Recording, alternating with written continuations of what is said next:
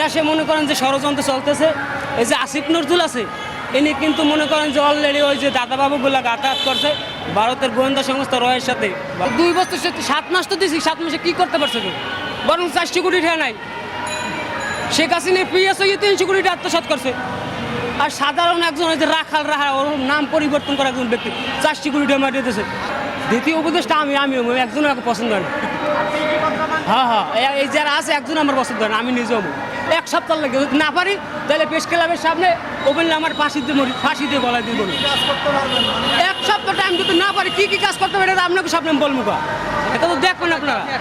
এখন যদি স্থানীয় সরকার নির্বাচনগুলো দেয়, দেখেন আওয়ামী লীগের যে সমস্ত এই যে উপজেলা পরিষদের চেয়ারম্যান ছিল, ইউনিয়নের চেয়ারম্যান ছিল, এই সমস্ত ব্যক্তিরা এখনও আছে। তারা কিন্তু এখনও সেই যে তাদের যে একটা মোটা অঙ্কের মাল কামানো তাদের পকেট বাড়িয়েছে, ওই টাকা দিয়ে তারা আবার দেশে মনে করেন যে তারা এস্টাবলিশ হতে চাবে, অবশ্যই এস্টাবলিশ হতে চাবে। আর জাতীয় সরকার হয়, জাতীয় সরকারের পরে যেই সরকার দল ক্ষমতায় আসবে সেখানে একটা আইনশৃঙ্খলা বাহিনীকে, স্থানীয় সরকার এখানে নির্বাচন দেওয়া যায় কিন্তু আগে আইনশৃঙ্খলা বাহিনীকে ঢেলে সাজাতে হবে। বাড়ছে এটা 7 মাসে।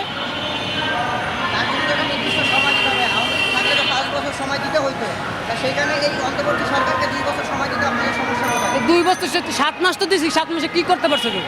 বরং 400 কোটি টাকা নাই। শেখ হাসিনা পিএস হয়ে 300 কোটি টাকা আত্মসাৎ করছে।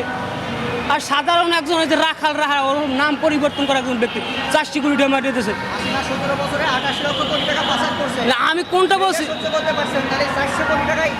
আরে বাইরে 400 কোটি টাকা তো সামনে আসছে, আরগুলো কই যদি সামনে আসে না এটি তো আর বাইরে হবে পরে, আর তো বের হবে। আর দেশে মনে করেন যে ষড়যন্ত্র চলতেছে, এই যে আসিফ নজরুল আছে ইনি কিন্তু মনে করেন যে অলরেডি ওই যে দাদাবাবুগুলা আঘাত করছে ভারতের গোয়েন্দা সংস্থা রয়ের সাথে। দ্বিতীয় উপদেশটা আমিও একজনও আমাকে পছন্দ হয় না।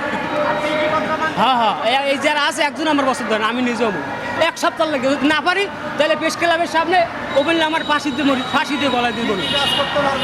এক সপ্তাহ টাইম যদি না পারি কি কাজ করতে পারে এটা আপনাকে সামনে বলবো কা, এটা তো দেখবেন আপনারা।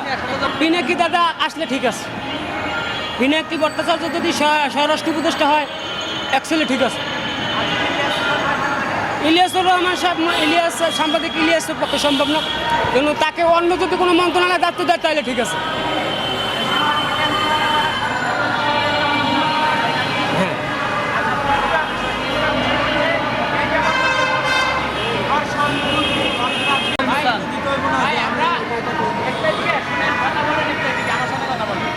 আমরা বর্তমানে অনেকটাই সোশ্যাল মিডিয়া কেন্দ্রিক, সোশ্যাল মিডিয়া একটা বিষয় কিন্তু ভাইরাল।